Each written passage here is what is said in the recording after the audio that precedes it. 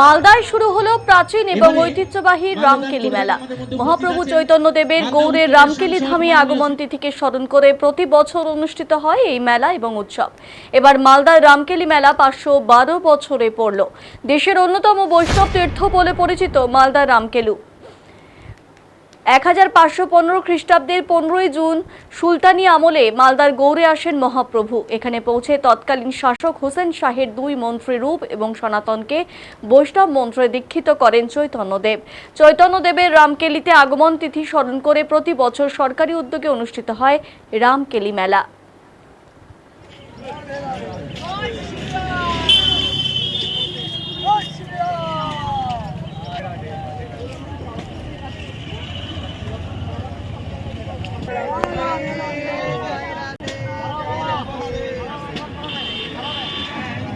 কেমন লাগে? এখন ভালো লাগছে। মালদা রামকেলি জয়দেব থেকে আসছি বাবা, এই 10 বছর। জয়দেব বীরভূম। কতজন এসেছে? 7 জন। কিভাবে কাটাবেন কয়েকদিন? এই ঠিক গোবিন্দের ইচ্ছায় ঠিক কেটে যাবে।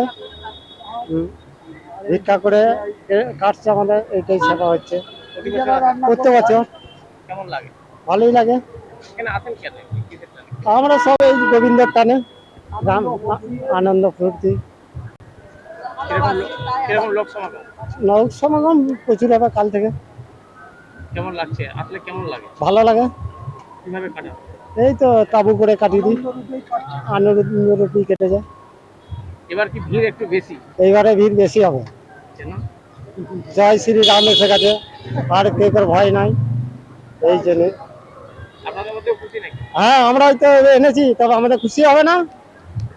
কলকাতা গীতা পাঠে সব তো আমরাই যে গেছি। কেমন লাগছে? ভালো লাগছে।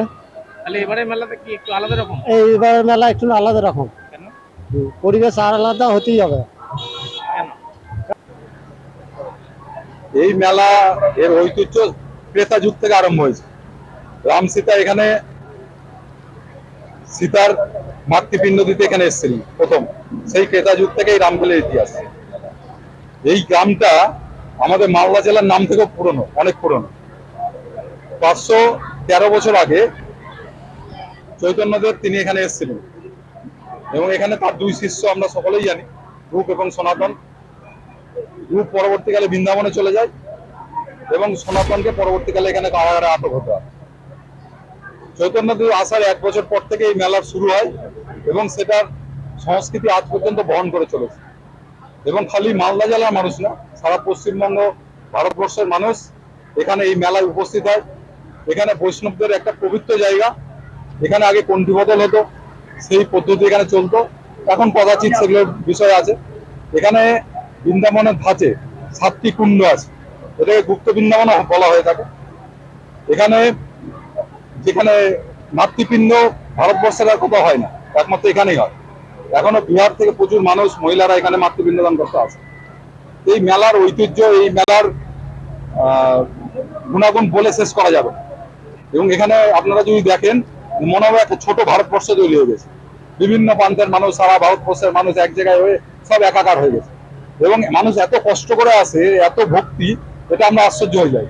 আমরা কথা বলছিলাম, আসাম থেকে এসে সারা রাত ট্রেনে জেগে, মহিলারা ট্রেনে জেগে এসছে, আবার 3 রাত এখানে থাকবে, কন্টিনিউ থাকবে। তারপরে তারা এখানে স্নান করে, পিণ্ডদান করে, মেলা দেখে, পুজো হয়ে তারপর বাড়ি যাবে। কেমন ভক্ত সমাগম?